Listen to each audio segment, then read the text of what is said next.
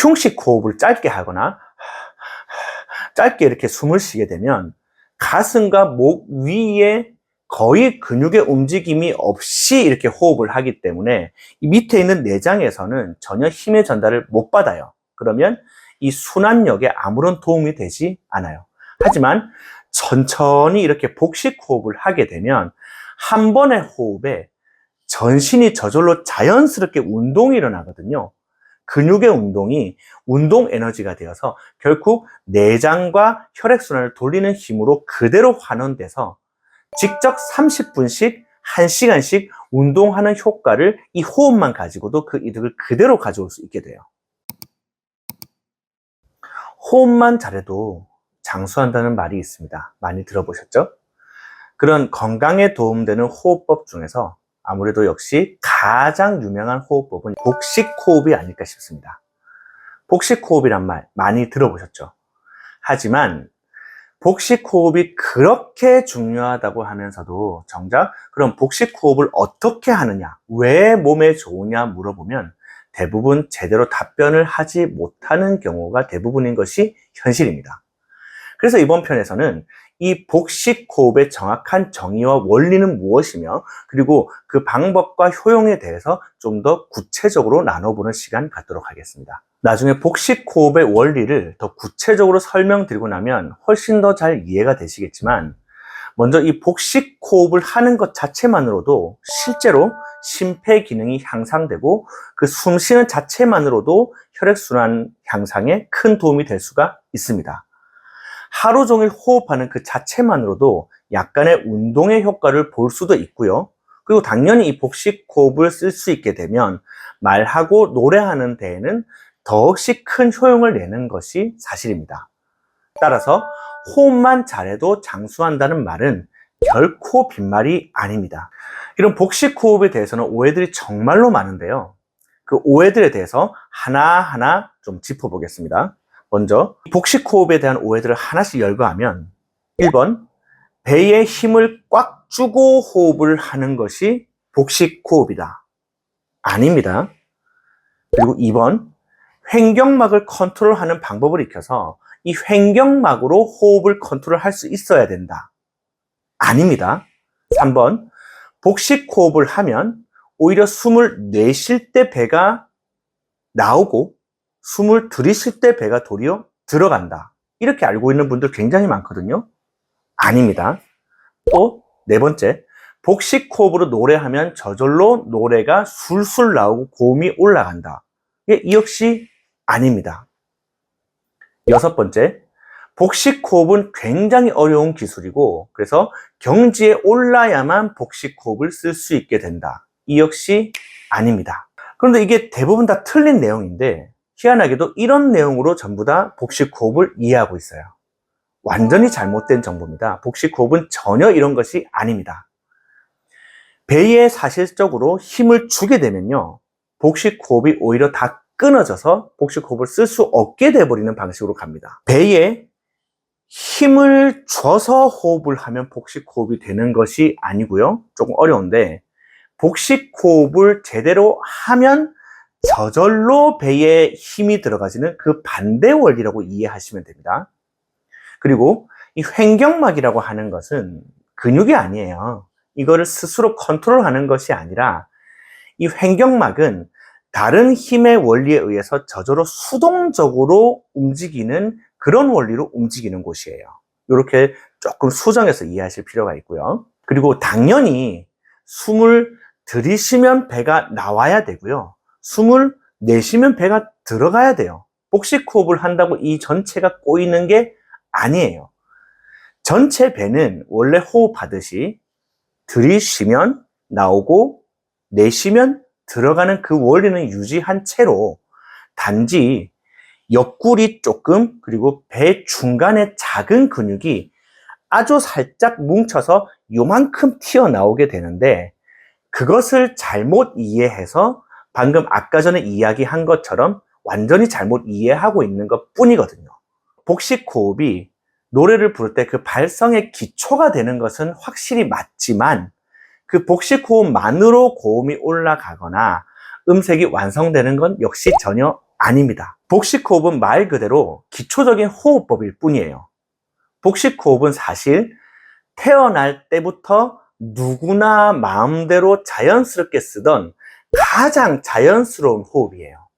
누구나 쓸 수 있고 이미 쓸 줄 아는 것이지만 그냥 자라다 보니까 습관이 잘못 들어서 왜곡된 호흡을 쓰게 된 것일 뿐이지, 그래서 사실상 복식호흡을 억지로 무슨 경지에 이를 만큼 연습해서 만드는 개념이 아니고 원래 태어날 때부터 가장 자연스럽게 쓸 수 있었던 이 복식호흡을 그냥 다시 원래대로 쓸 수 있도록 살짝 수정만 해주면 누구나도 쉽게 쓸 수 있는 그런 기초적인 호흡법이 복식호흡이에요.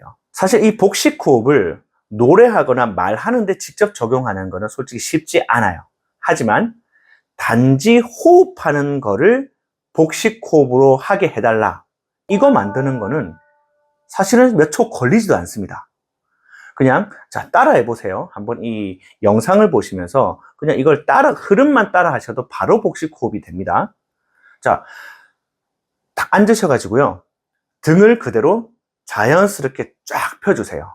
그리고 어깨와 상체는 고정시킨 상태에서 그 상태로 어깨와 상체가 움직이지 않도록 딱 그대로 둡니다. 그 상태로 그냥 매우 천천히 숨을 쉬어 봅니다. 그냥 해볼게요.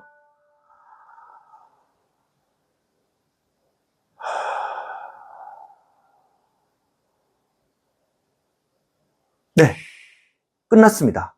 믿기지 않겠지만 이게 그냥 복식호흡 답니다. 여러분은 지금 복식호흡을 원리 그대로 정확하게 하셨습니다. 이게 무슨 말인가 싶을 거거든요. 사실 아까도 짧게 설명드렸지만 이 복식호흡이라고 하는 거는 미지의 궁극의 호흡법을 새로 만들어져서 연습해서 하는 호흡이 절대로 아니거든요.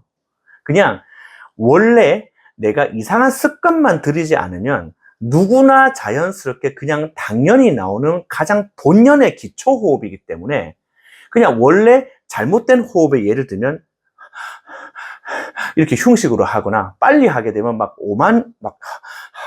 움직이고 이런 나쁜 습관이 들어가지만 않고 그냥 그대로 천천히 하기만 하면 그냥 나옵니다.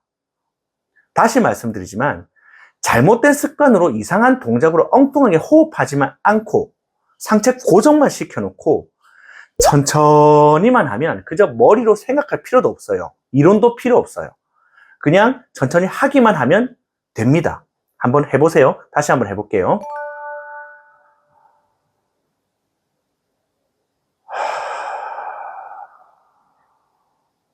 지금 호흡이 어떻게 되는지도 모르는 상태에서 저절로 될 거예요. 그러면서 원래는 이론을 가지고 이 몸을 움직여서 호흡을 하려고 하지만 반대로 이 호흡을 그냥 천천히 하시기만 하면서 그대로 내 몸이 어떻게 움직이는지 그저 관찰만 해보세요. 자, 다시 한번 하면서 관찰해 보실게요.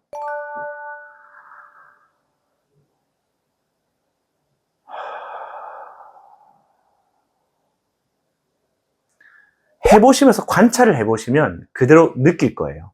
아무런 조작도 없이 저절로 내가 움직이려고 하지 않지만 저절로 배가 천천히 부풀고 또 천천히 배가 들어가고 그러면서 이런 몸의 움직임과 이렇게 위로 호흡에 힘이 전달되는 그 힘이 그대로 느껴질 거예요. 그리고 더 가서 라고 내쉴 때 내쉬면서 숨이 이제 더 남지 않아서 더 나올 숨이 없는 상태에서도 계속 끝까지 흐름을 유지하면은 처음에는 배가 천천히 이렇게 들어오다가 나중에는 조금씩 저절로 이 배의 이 부분에 힘이 들어가면서 중앙과 옆구리에 살짝 근육이 뭉치면서 힘이 들어오면서 튀어나오는 것을 느낄 수 있을 거예요. 이것이 숨을 내쉬면서도 배가 도리어 튀어나온다는 그 개념의 정체입니다. 다시 한번 말씀드리지만 배에 힘을 주고 호흡하는 것이 아닙니다. 배에 힘을 주면 인위적으로 힘이 들어가는 거잖아요. 그러면 이미 배가 이렇게 들어와서 경직이 된 상태로 호흡을 하기 때문에 배의 자연스러운 움직임은 다 깨지는 거고요. 그저 원래 하던 그대로, 아까 느꼈던 그대로 배가 이렇게 나왔다가 이렇게 들어가다가 나중에 점점 힘이 들어가는 그런 자연스러운 복식 호흡을 하면 저절로 마지막에 잠깐 힘이 들어가질 수밖에 없어서 그때 근육이 조금 튀어나오는 거, 그게 복식 호흡입니다. 횡격막에 대해서 한번 얘기 나눠볼게요. 횡격막은요, 스스로 막 이렇게 움직일 수 있는 데가 아니에요. 여기 밑에 보면 내장이 이렇게 겹겹이 쌓여져 있거든요. 그 내장 위에 그대로 얹어져 있는 것이 횡격막이라고 이해를 하시면 돼요. 그래서 아까 호흡할 때 배가 이렇게 나왔다가 배가 이렇게 들어갔다가 움직인다고 했잖아요. 그래서 배를 이렇게 내밀면 이 배 안에 있는 내장이 그대로 앞으로 쏠리면서 밑으로 쑥 꺼져요. 그러면 이제 내장이 밑으로 꺼지니까 그 위에 또 횡격막이 자연스럽게 밑으로 내려가는 거고요. 반대로 이렇게 배를 가져오면, 그리고 마지막에 힘까지 주면 이 배 안에 있던 내장들이 갈 곳이 없어서 위로 이렇게 치솟아 올라요. 그러면 그 내장 위에 얹어져 있던 횡격막이 그대로 올라오는 원리입니다. 횡격막을 움직인다는 것은 이런 개념이에요. 스스로 움직이는 게 아니라 그냥 배가 나오고 들어오고에 따라서 그 내장의 움직임에 따라서 수동적으로 움직이는 것이 횡격막이지, 그게 결코 인위적인 컨트롤의 영역이 아닙니다. 혈액순환을 기초로 해서 모든 순환이라고 하는 거에는 인위적인 힘이 반드시 필요합니다. 그 혈액순환도요, 동맥은 심장 박동이, 그리고 정맥은 근육이 담당해서 그 힘으로 혈액순환을 할 수 있도록 이렇게 동력원을 제공하는데요. 이 내장의 운동 또한 외부 근육의 힘이 동력원이 돼서 그 힘으로 이 순환을 도와주게 됩니다. 흉식 호흡을 짧게 하거나 짧게 이렇게 숨을 쉬게 되면 가슴과 목 위에 거의 근육의 움직임이 없이 이렇게 호흡을 하기 때문에 이 밑에 있는 내장에서는 전혀 힘의 전달을 못 받아요. 그러면 이 순환력에 아무런 도움이 되지 않아요. 하지만 천천히 이렇게 복식 호흡을 하게 되면 한 번의 호흡에 전신이 저절로 자연스럽게 운동이 일어나거든요. 근육의 운동이 운동 에너지가 되어서 결국 내장과 혈액순환을 돌리는 힘으로 그대로 환원돼서 직접 30분씩 1시간씩 운동하는 효과를 이 호흡만 가지고도 그 이득을 그대로 가져올 수 있게 돼요. 복식 호흡으로 호흡만 하는 거는 굉장히 간단했잖아요. 그리고 이거를 가지고 실제로 소리를 내는 거는 그렇게 간단하지만은 않아요. 하지만 간혹 이렇게 복식 호흡의 원리만 가르쳐주고 소리만 내라고 해줘도요, 이걸 또 따라 하시는 분들이 한 번 만에 5분 만에 복식 호흡을 마스터 하시는 분들이 생각보다 많거든요. 그거를 한번 가볍게 가장 간단하게 알려드려 볼게요. 자, 복식 호흡을 통해서 소리를 내려면요, 먼저 가장 중요한 게 아까도 말씀드렸지만 이 상체를 고정하는 게 굉장히 중요합니다. 어깨를 들어 올리거나 상체를 숙이면 절대로 안 돼요. 그래서 이렇게 어깨와 상체를 고정되게 이렇게 편안하게 유지한 상태에서 숨을 천천히 깊게 들이마셨다가 1초 정도 쉬고요. 그런 다음에 그대로 라고 그대로 호흡을 뱉어볼게요. 그리고 그 호흡 내뱉는 그 패턴 그대로, 자, 앞에 호흡만 내뱉으면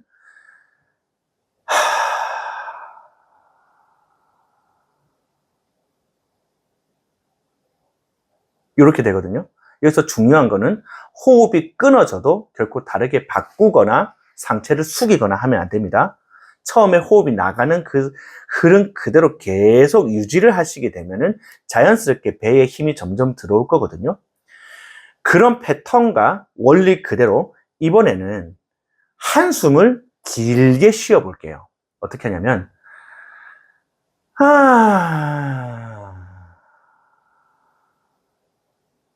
이걸 한숨이라고 하거든요. 이렇게 소리 내서 한숨을 길게 쉬기만 하는 걸로도 소리의 기반을 잡을 수 있어요. 다시 한번 해볼게요.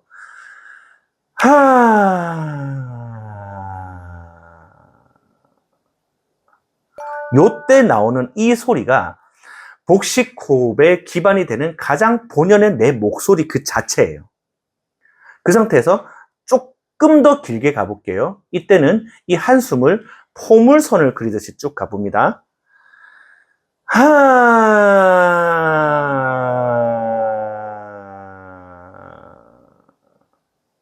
이렇게 가지거든요.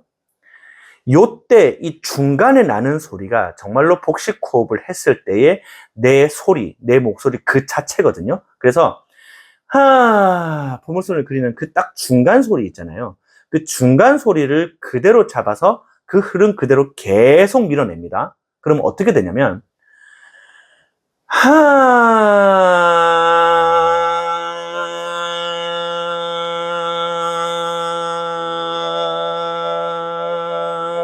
그대로 나가지거든요. 이것이 나도 몰랐던 내 목소리 그 자체, 나의 성량 그 자체가 됩니다. 복식 호흡을 설명할 때 굉장히 어렵게 설명하시는 분들이 대다수입니다. 근데 따라 해보면 그게 쉽게 되던가요? 뭔가 이론은 장황하게 그럴듯하게 설명하는데 사실은 그것들이 대부분 인위적으로 오히려 복식 호흡을 방해하는 식으로 설명하는 설명들이 대부분입니다. 복식 호흡의 원리를 정말로 제대로 이해한다면 이렇게 간단하게 설명드릴 수밖에 없어요. 복식 호흡은 내가 이론으로 만들어내는 것이 아니라 그냥 상체 고정하고 천천히 숨을 쉬기만 하면 저절로 완성되는 호흡이다. 사실 이게 다예요. 그래서 앞으로는 이 복식 호흡에 대해서 잘못된 그 환상을 갖고 오히려 엉터리로 노력하면서 소리를 망가뜨리거나 호흡을 망가뜨리지 마시고요. 그냥 단순히 천천히 내가 원래 냈던 그 호흡 그대로 천천히 호흡하면서 그 복식 호흡의 이점을 모두 이용하시기 바랍니다. 이 결절이라는 거는 병의 원인이 아니에요. 그래서 이런 단계를 밟아서 점점 심해지는 성대 질환의 이 흐름과 원리를 이해하면 내가 지금 어떤 정도 단계에 있어서 어떤 정도의 질환일지 쉽게 유추가 가능해요. 그게 판단하기 그렇게 어렵지는 않거든요.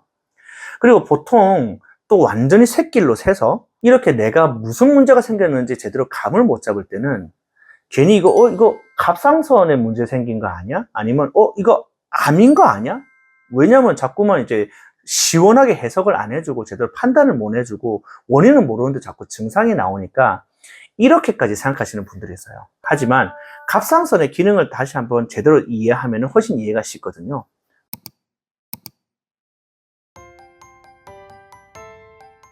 다른 질환에 비해서 유독 성대나 목소리 질환은 이 정보량이 너무나 작고 제대로 된 판단을 하기도 어렵습니다.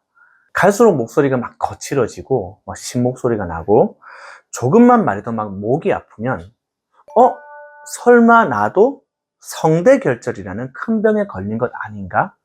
이렇게 생각하시는 분들이 거의 대부분이거든요. 왜냐면 정보가 없다 보니까 내가 들어본 병은 해봐야 뭐 후두염, 성대결절 그 정도고 누구 하나 왜 그렇다, 이런 원리에 의해서 그렇다 뭐 이렇게 설명해 주는 분도 없고 심지어 아이러니하게도 병원에 가도 별다른 설명을 안 해줘요. 그러다 보니까 이렇게 정보가 없고 내가 막 두렵다 보니까 걱정은 되고 어디를 갈지도 모르고 누구한테 뭐라고 물어볼지도 모르고 답답할 때가 많은데 이런 분들을 위해서 아주 간단하게 스스로 어느 정도 자가 진단을 할 수 있는 노하우를 알려드리겠습니다. 가장 이 성대 목소리 질환에서 유명하다고 알려진 성대결절은 사실 알려진 것과 증상이 매우 다릅니다. 보통 이렇게 얘기를 많이 하거든요. 흔하게 내가 어느 순간 성대결절에 걸려서 그 뒤로는 다시는 노래를 못하게 되었다. 이런 말 굉장히 흔하게 하거든요. 근데 사실은 제대로 알면 이 내용 자체가 틀렸습니다. 왜냐하면 성대결절이 있으면 노래는 오히려 훨씬 더 잘 되기도 합니다. 소리는 훨씬 더 단단하고 힘이 있어지고요. 훨씬 더 오래 말하고 오래 노래할 수 있게 됩니다. 단지 그냥 조금 갈라지고 파열음 섞이는 거 그게 끝이에요. 그게 성대결절 자체의 증상이거든요. 이걸 사람들이 굉장히 착각합니다. 자, 이거를 예를 들어 설명해 볼게요. 성대결절이라는 게 뭐냐면 내가 철봉 선수라고 생각을 해볼게요. 이 철봉 선수가 처음에 철봉을 잡으면 바로 철봉을 잘해요? 안 돼요. 손이 너무 아파요. 바로 막 손이 매일매일 까지고 껍질 일어나고 상처나고 피나고 붓고 열나고 난리를 쳐요. 근데 그럼에도 불구하고 계속 철봉을 잡다 보면은 염증 났다가 아물고 부었다 아물고 상처 났다 아물고 하면서 갈수록 어떻게 돼요? 손 여기저기에 막 굳은 살이 발생하기 시작해요. 그럼 굳은 살이 조금만 박히면 어떻게 돼요? 훨씬 더 오래 철봉을 잡을 수 있고 훨씬 더 강한 동작을 할 수 있게 돼요. 거기서 이 굳은 살이 훨씬 더 많이 발달하게 되면 어떻게 돼요? 이러면은 손을 못 쓰게 되나요? 아니요. 이제 철봉 도사가 됩니다. 안 아파요. 별의별 동작을 다 해도 손에 그렇게 염증이 남지 않아요. 성대도 마찬가지예요. 성대 결절이라고 하는 거는 정확하게 말하면 그냥 성대에 생긴 굳은 살일 뿐이에요. 이는 성대를 남들보다 압도적으로 많이 사용하는 사람들에게 그 성대 표면을 더 잘 보호해주기 위해, 그리고 더 강자극을 오랫동안 버티게 해주게 하기 위해서 생긴 보호 현상일 뿐이에요. 성대 결절을 때로는 전혀 증상이 없을 때도 많고요. 그리고 컨디션이 좋을 때나 나쁠 때나 늘 고정적으로 약간 혹은 다량의 파열음, 이런 갈라지는 목소리가 생기는 증상만 있을 뿐이에요. 성대 폴립이나 성대 낭종도 마찬가지일 경우가 많습니다. 물론 폴립이나 낭종에서 조금 그 원인 기전에 대해서 다르게 발생하는 기전들이 좀 섞여서 그런 것들은 조금 다르게 처리하고, 일반적인 폴립이나 낭종은 그냥 사실 성대 결절하고 거의 비슷하다고 봐도 무방해요. 그래서 약간 내 증상이 뭔가 컨디션이나 그날그날 따라서 달라지는 게 아니고 약간 고정적으로 소리가 안 나는 증상이 핵심이라서 컨디션 유무와는 아무 상관없이 늘 고정적인 갈라지는 소리가 이렇게 자꾸 발생을 한다. 요거는 성대 결절이나 성대 폴립이나 성대 낭종일 확률이 상당히 높아요. 이때는 그걸 주증상으로 볼 수도 있거든요. 하지만 매일매일 컨디션에 따라서 소리가 어떤 날은 잘 나고 어떤 날은 안 나고 때로는 굉장히 소리가 잘 나오기도 하는 날이 많다면, 이거는 갈라지는 목소리가 아무리 심해도 결절, 폴립, 낭종이 주증상은 아닐 확률이 굉장히 높아요. 아까 결절, 폴립, 낭종 세 가지를 이야기했죠. 요거를 일단 한번 구체적으로 짚고 넘어갈게요. 성대가 막 시달리다가 막 처음에는 상처나서 붓거든요. 그러고 나면은 보호 기전으로 여러 가지로 이렇게 발전하기도 하는데, 그 중에서 아까 굳은 살이 박히는 거를 성대 결절이라 그랬어요. 근데 이게 때로는 굳은 살로 박히는 쪽이 아니고 그냥 혹이 자라나서 그 기능을 막아버리는 쪽으로 하기도 하거든요. 보통 이제 팔에 이렇게 혹이 이렇게 올라오는데 아프지도 않고 더 커지지도 않고 늘상 그렇게 혹만 자라나서 그대로 있는 거 있잖아요. 약간 그런 게 폴립에 가까워요. 물혹이라 그러거든요. 그거를 폴립이라 그러고요. 때로는 이제 시달리면 물집 잡히는 데 있잖아요. 성대도 시달리면 바로 물집 잡히기도 하는데 그거를 보통 낭종이라 그래요. 이거는 좀 더 능동적으로 반응해서 보호를 하려고 이렇게 작정하고 나오면 주로 결절이 발생하고요. 조금 수동적으로 나와서 기능을 막는 쪽으로 이렇게 가는 게 보통 폴립으로 나올 확률이 높고요. 이제 몸 자체도 성격이나 몸 자체의 기능이 수동적이라서 너무 시달려서 바로 물집 잡혀버리는 쪽으로 잡히는 쪽이 많은데, 그런 걸 보통 낭종이라고 이해를 하시면 됩니다. 이거는 이제 능동, 수동, 시달림 이런 현상에 의해서 나타나는 여러 가지 형태 변화지, 사실은 기전이나 원리나 예후나 이런 것들을 판단하는 데 있어서는 별반 그 구분이 크게 의미 있진 않아요. 다만 폴립 같은 경우에는 때로는 시달리지 않아도 스트레스 자체로 발생하는 기전이 있거든요. 그렇게 발생한 성대 폴립은 전혀 다른 원인이니까 좀 예외로 둡니다. 보통 성대 결절 때문에 내가 소리를 못 쓰게 됐다라고 생각하는 오해는 뭐 때문에 발생하냐면, 사실은 원래는 단계별로 이렇게 단계를 나누면 이런 식으로 됩니다. 처음에는 성대가 잘 버티다가 어느 순간부터 약간 내구성이 떨어진 것 같은 느낌이 들어요. 조금만 말해도 수술, 옛날에 이렇게까지 목이 자주 안 쉬었는데 목이 좀 자주 쉬기 시작한 것 같다. 그리고 원래는 이만큼 말하고 노래해도 괜찮은데 조금만 무리해도 좀 목이 쉬기 시작하는 것 같다. 이렇게 성대가 문제가 생기는 빈도나 정도가 점점 올라가고 회복되는데 걸리는 시간이 늘어나는 것 같고, 처음에 성대가 문제가 생길 때는 딱 이 정도로만 나와요. 그러다가 좀 더 진행이 되고 나면 이제는 조금만 무리해도 바로바로 문제가 생기고, 그래서 이제 조심하지 않으면 바로바로 문제가 생기는 약한 성대가 바로 표가 나는 상태로 넘어가게 되고요.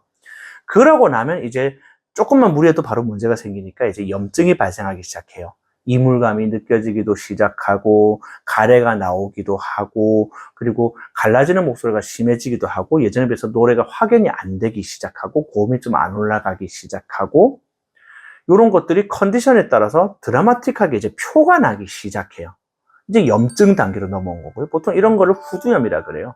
그러고 나서 이 후두염이 심해지고 나면 굉장히 성대가 퉁퉁 붓기 시작해서 뭐 힘이 제대로 안 실려요. 그리고 이물감을 늘상 느끼게 되고 가래도 늘상 나오게 되고 이제 제대로 이제 발성을 안 잡히는 단계가 되는데 이제 후두염이 심해졌다라고 하고요. 그런 다음에 이 상태가 돼서도 제대로 조치가 취해지지 않으면 이제 성대 입장에서 이제 살아남아야 되니까 보통 결절, 굳은 살을 발생시키거나 폴립, 낭종 등을 발생시키기도 하는데 이런 단계를 밟아가면서 그게 누구는 빠르게, 누구는 느리게 이렇게 성대 질환이 발생한단 말이에요. 그럼 사실상 성대 결절이나 폴립이 있을 때쯤에는 앞 단계가 다 그대로 살아있잖아요. 그리고 그 원인과 그 핵심 원리도 다 그대로 남아있잖아요. 그러니까 결절을 포함한 앞 단계의 모든 증상이 다 나오는데 그걸 성대 결절에 덮어 씌워 버리니까 성대 결절 때문에 목소리가 아예 안 나오고 치료도 안 된다라고 착각하는 거지. 사실은 판소리 하시는 분들은 어찌 보면 성대 결절 천지거든요. 병으로 생각 안 해요. 워낙 압도적인 사용량을 자랑하다 보니까 결절을 생겨서 사실 말할 때조차 안녕하세요 갈라진단 말이에요. 이분들 노래 시켜봐요. 클린톤 잘만 냅니다. 아 뽑아내기도 하고요. 아! 긁어내기도 하고요. 두 개를 자유자재로 합니다. 이분들은 어떻게 되는 거냐면, 물론 이기전에 의해서 결절이 발생하지만, 염증 생겨서 결절 생겼다가 또 이게 아물면서 안에 있는 염증은 다 아물고 결절의 흔적은 남고, 또 딴 데 이기전 발생하고, 이러다 보면 결절의 흔적들만 표면에 이렇게 남고, 성대 자체의 내구성은 그대로 살아나거든요. 그럼 이거는 진화에 가까워요. 병이 아니라. 가장 압도적인 내구성, 가장 크고 튼튼한 성대를 만들 수 있는 기준이 사실은 요거거든요. 그래서 사실은 앞에도 말씀드렸지만 이 결절이라는 거는 병의 원인이 아니에요. 그래서 이런 단계를 밟아서 점점 심해지는 성대 질환의 이 흐름과 원리를 이해하면 내가 지금 어떤 정도 단계에 있어서 어떤 정도의 질환일지 쉽게 유추가 가능해요. 그게 판단하기 그렇게 어렵지는 않거든요. 그리고 보통 또 완전히 샛길로 새서 이렇게 내가 무슨 문제가 생겼는지 제대로 감을 못 잡을 때는 괜히 이거 갑상선에 문제 생긴 거 아니야? 아니면 이거 암인 거 아니야? 왜냐면 자꾸만 이제 시원하게 해석을 안 해주고 제대로 판단을 못 해주고 원인은 모르는데 자꾸 증상이 나오니까 이렇게까지 생각하시는 분들이 있어요. 하지만 갑상선의 기능을 다시 한번 제대로 이해하면 훨씬 이해가 쉽거든요. 갑상선 뭐 관장하는 곳이에요? 갑상선은 피로대사를 처리하는 기관이라서 사실은 원래는 목소리 증상과는 직접적인 연관은 없어요. 그냥 갑상선이 문제가 생길 정도면 이미 피로대사가 완전히 고장난 상태거든요. 그러면 몸이 늘상 피로하니까 순환이 제대로 안 돼서 이제 성대까지 피를 공급할 수 있는 여력이 전혀 남지 않아요. 그러면 성대도 점점 건조해지다가 나중에 성대 질환도 발생할 수 있는 원인 제공할 수 있는 것까지는 되거든요. 이러한 간접적인 연관성만 있는 것 뿐이지 이 성대가 망가졌다고 해서 바로 갑상선 검사해 보는 게 생각보다 그렇게 의미가 있지는 않아요. 그리고 암은요, 사실 물혹, 양성 종양과 악성 종양, 암은 다릅니다. 형태도 다르고 발생 원리도 좀 달라요. 물혹이 있으면 암이 된다? 이거 아니거든요. 물혹이 있을 정도로 계속 시달리고 있으면 나중에 암도 생길 수 있다. 이게 좀 더 정확한 표현에 가까워요. 그리고 암은 초기에는 증상 발현조차 없습니다. 3, 4기 돼서 손을 쓰기 어려운 정도까지 됐을 때 증상 발현이에요. 그럼 무슨 말이냐면 내가 증상이 먼저 나왔죠? 이게 진짜로 암이면 이미 끝난 거예요. 사실은 후두 덜어내야 돼요. 그게 아니고 대부분 증상만 가볍게 일어난다 그러면 암을 생각해봤자 어차피 할 수 있는 게 아무것도 없어요. 그리고 암일 확률도 극도로 너무 낮아서 신경 쓸 필요조차 별로 없는 게 대부분이고요. 그래서 이 증상이 너무 심할 때 굳이 암까지는 그렇게까지 생각을 안 해보셔도 돼요. 왜냐면 어차피 할 수 있는 게 조직 검사 받아보는 거 말고 다른 방법이 없습니다. 한번 쫙 정리를 해볼게요. 내가 심호소리가 나면은 어떤 것 때문에 원인이 됐다. 이해하고 싶다. 일단 단계부터 생각하세요. 내구성 변화만 있다? 그러면 후두염의 초기 단계. 그러면서 너무 조금만 써도 목이 다 쉬어버리고 금방 갈라지고 쉬어버린다? 이제 후두염의 중기, 초중기로 들어가는 초입 단계. 그리고 이제 늘상 이제 목소리가 쉬기 시작하고 멀쩡한 날이 잘 없다. 근데 때로는 그래도 멀쩡한 날이 많다. 그럼에도 불구하고 가래, 이물감, 심목소리 이게 늘 달고 있고 도무지 이제 원래대로 노래할 수 없다. 이제 후두염의 중기, 후기로 넘어간 단계고요. 그리고 거의 진짜로 한 달 중에 거의 한 며칠 빼고는 늘 소리가 안 나는데 며칠 정도는 그래도 제대로 된 소리가 비슷하게 나고 노래를 불러보면 컨디션이 좋을 때는 때로는 나기도 한다. 이러면은 성대결절 발생하기 직전에 후두염의 말기 정도의 증상으로 생각하시면 되고, 그런데 이제 아무리 노력해도 컨디션이 좋아도 원래 소리가 안 나고 늘 갈라져서 난다. 그러면서도 별의별 후두염의 증상이 다 있다. 이제는 결절이나 폴립이나 낭종을 의심하시면 되고, 소리가 갈라지는 쪽이 아니고 안녕하세요 흔들리거나 안녕하세요 끊기거나 기어 들어간다. 그러면 연출성 발성장애, 때로는 스트레스에 의해 반응해서 그런 증상이 나타난다. 근긴장성 발성장애, 아예 소리가 어떻게 해도 안녕하세요 잡히질 않는다. 성대 마비. 이렇게만 알고 계셔도 굳이 병원에 가지 않아도 자가진단 훨씬 쉽게 됩니다. 그래서 물론 가장 정확한 진단은 전문가의 도움을 받아보셔야겠지요.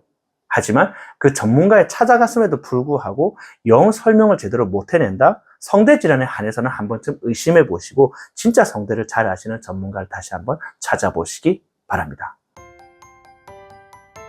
반대로 결절이나 후두염이 있으면 모든 과정을 건너뛰고 이게 원인이 돼요. 그래서 이것만 없으면 증상 없을 겁니다 라고 해서 치료를 하면 치료가 안 돼요. 왜냐하면 써봐야 그냥 발성 고칩시다. 항생제, 소염제, 근육이완제, 진해거담제, 항히스타민제, 소염제 등 그냥 증상 억제시키는 약 쓰는 게 다거든요. 그럼 당연히 안 나아요. 정말로 이런 증상 때문에 고생을 하고 있고 이게 나았고 싶다면 원인과 결과를 반대로 해석하세요. 정상적으로 성대에 혈액이 들어올 수 있도록 유도만 해주면 성대 질환만큼 가장 확실하고 쉽게 치료되는 질환이 없습니다. 반대로 치료하기 때문에 마치 난치병, 불치병처럼 돼 있는 거지만 사실은 제대로만 알면 가장 쉽게 치료되는 질환입니다. 하지만 현실로 들어가면 사실은 이런 기전을 정확하게 파악하고 제대로 된 치료를 할 수 있는 의료진이 대한민국에 몇 명이나 될지 솔직히 의문이 들긴 합니다. 성대가 그저 이제 혈액 공급만 제대로 못 받거나 소모돼서 살짝 얇아지고 건조해지기만 하면 성대를 부드럽게 붙일 방법이 사라지게 되니까 코로 보내는 소리는 결국 굉장히 힘들어지게 되고요. 그러면 당연히 코를 쓰는 비중을 점차 줄이고 가슴과 배에서 힘을 쓰는 비중을 높이게 되는데 그러면 당연히 고음은 안 올라가요. 그대로 음은 떨어지고 목소리가 점차 굵어지고 허스키해지고 남성틱하게 변할 수밖에 없어요. 이것이 나이가 들면서 점점 음이 떨어지고 목소리가 두텁게 변하는 이유입니다. 가래와 이물감은 단독으로 있는 특이한 증상이 전혀 아니에요. 아까 말한 것처럼 그냥 성대가 건조하고 얇아지기만 하면 자연스럽게 따라오는 옵션일 뿐이지 이렇게 이해하시면 돼요. 예를 들면 팔로 예를 들어 볼게요. 팔의 피부가 탱탱하고 촉촉하면 웬만큼 이렇게 강자극을 줘도 별로 반응조차 하지 않아요. 하지만 팔의 피부가 약간 화상을 입거나 아니면 피부가 막 건조해져서 껍질이 다 벗겨진 상태라고 생각해보면 이때는 옷깃만 살짝 스치는 이런 약자극만 들어와도 이렇게 움츠러들고 발작을 일으키게 되거든요. 이때 생기는 게 가래, 이물감, 장기침이에요.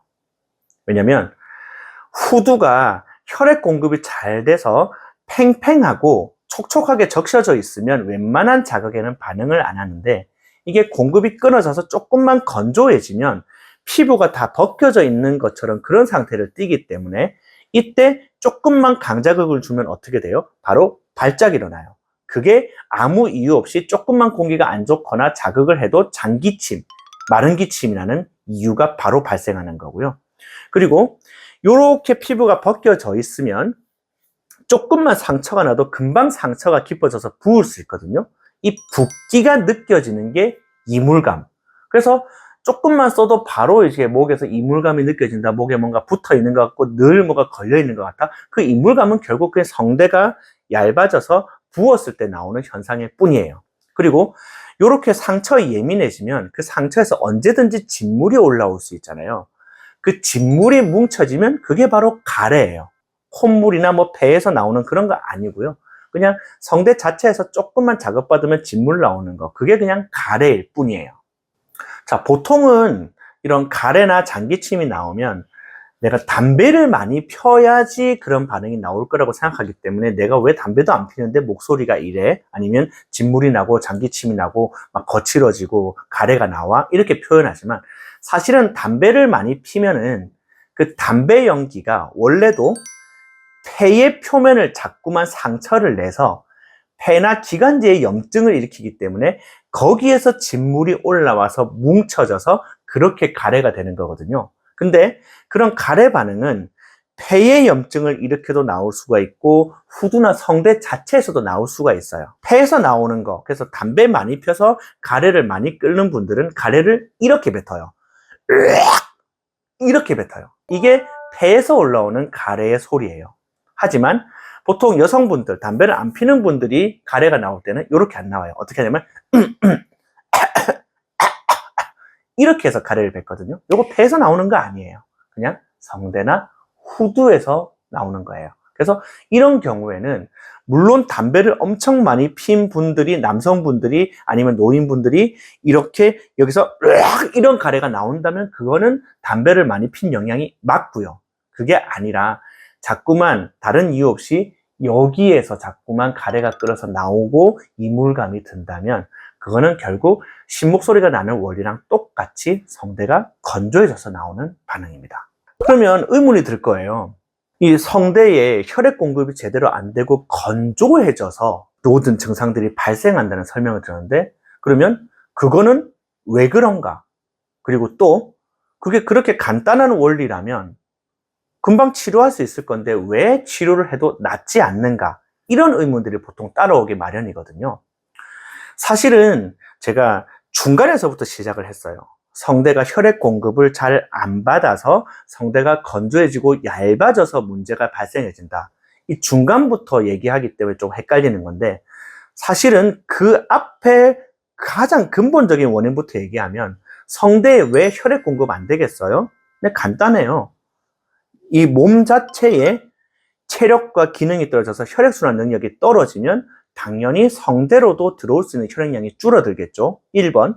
그리고 2번, 혈액순환 자체만으로도 문제가 생기는 거 있지만 그거에서 더 확장돼서 내가 피로하거나 스트레스 받거나 뭐 위장장애가 있거나 다른 쪽으로 자꾸만 혈액에 쓰는 흐름이 발생하면 그쪽으로 피가 다가서 피가 있어도 성대 쪽으로는 안 올 수가 있어요. 그래서 방향이 성대로 안 오면은 결국 성대는 또 역시 빨리 건조해지고요. 또 하나, 그렇게 계속해서 성대 쪽으로 피가 안 오게 되면은 성대 쪽에 발달했던 모세혈관이 점점 줄어들면서 나중에는 피가 있어도 성대 쪽으로 못 오는 구조가 발생을 합니다. 요렇게 되면은 결국에 점점 시간이 들수록, 시간이 지날수록 이렇게 성대 증상이 점점 늘어나게 되는데 대부분은 이 원인 결과를 완전히 반대로 해석해요. 원인 결과를 제대로 해석하면 혈액순환 능력 떨어지고 피로한 거, 스트레스 받은 거 이게 원인이 돼서 방향이 성대로 안 와서 성대는 결국 건조해져서 가래도 발생하고 장기침도 발생하고 심목소리도 발생하고 목소리도 거칠어졌다. 그러다 보니까 나중에는 염증, 후두염 그리고 성대 결절도 발생했다. 이 흐름이 제대로 된 원인 파악과 분석. 근데 반대로 해석을 어떻게 하냐면 그냥 목소리가 나온다? 증상이 있습니다. 후두 내시경 찍습니다. 찍어봤더니 누구는 결절이 있고 염증이 있고 누구는 결절이 있고 염증이 없어요. 그러면 이상한 해석이 나와요. 결과가 돼야 될 결절 염증이 앞에 원인으로 가니까 이게 없으면 당신은 정상인데 증상은 있어요. 그러면 신경성 증상. 반대로 결절이나 후두염이 있으면 모든 과정을 건너뛰고 이게 원인이 돼요. 그래서 이것만 없으면 증상 없을 겁니다 라고 해서 치료를 하면 치료가 안 돼요. 왜냐하면 써봐야 그냥 발성 고칩시다. 항생제, 소염제, 근육이완제, 진해거담제, 항히스타민제, 소염제 등 그냥 증상 억제시키는 약 쓰는 게 다거든요. 그럼 당연히 안 나아요. 정말로 이런 증상 때문에 고생을 하고 있고 이게 낫고 싶다면 원인과 결과를 반대로 해석하세요. 정상적으로 성대에 혈액이 들어올 수 있도록 유도만 해주면 성대 질환만큼 가장 확실하고 쉽게 치료되는 질환이 없습니다. 반대로 치료하기 때문에 마치 난치병, 불치병처럼 돼 있는 거지만 사실은 제대로만 알면 가장 쉽게 치료되는 질환입니다. 하지만 현실로 들어가면 사실은 이런 기전을 정확하게 파악하고 제대로 된 치료를 할 수 있는 의료진이 대한민국에 몇 명이나 될지 솔직히 의문이 들긴 합니다. 제대로 기전대로 그 원리대로 치료만 하면 사실 이런 성대 관련 질환은 가장 치료가 쉽고 중증에 속하는 성대 질환조차도 매우 치료가 잘 되는 질환입니다. 정말로 이 성대 질환으로 인해서 고생하고 계시는 분이라면 이런 원리를 제대로 공부하시고 제대로 치료받으셔서 건강한 목소리로 항상 생활을 하시기 바랍니다. 감사합니다.